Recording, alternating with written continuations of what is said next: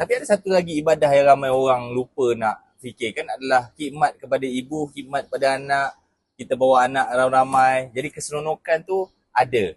Assalamualaikum warahmatullahi wabarakatuh. Saya Syahrul Dan Rizwan. saya Dina Imer, isteri kepada Syahrul Rizwan. Contoh macam masa mengandung, saya alahan teruk di Malaysia. So saya sangat risau pergi Mekah Madinah ni, macam mana saya takut saya muntah-muntah. Alhamdulillah sepanjang kat sana sekali pun saya tak pernah muntah. Allah mudahkan. Sama juga masa kita bawa anak kita Ali, masa tu umur dia setahun 6 bulan lebih kurang macam tu, baru dapat kaki.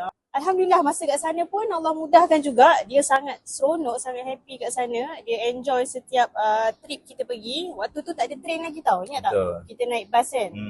Pun Allah mudahkan juga. Masa kita pergi bawa anak-anak, kita bawa ibu dan ayah, kita ada satu thoughts, anggapan. Kita tak boleh nak fokus buat ibadat umrah.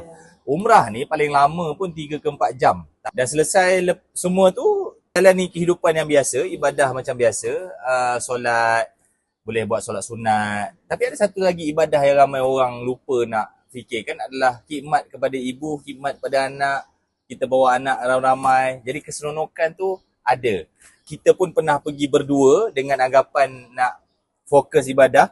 Anak tinggal dekat Malaysia. Dekat sana tak boleh nak fokus. Teringat anak pula. Macam mana? Anak aku dah makan ke belum? Anak okey. Alhamdulillah anak okey. Anak okey. Jadi dia sama je. Kita bawa ke sana. Yang penting kita bawa betulkan niat untuk kerjakan ibadah umrah. Nak bawa anak-anak kenal Kaabah ni macam mana. Nak ziarah Nabi SAW. Jadi betulkan niat tu, insya-Allah yang bagi selesai semua masalah tu Allah kan.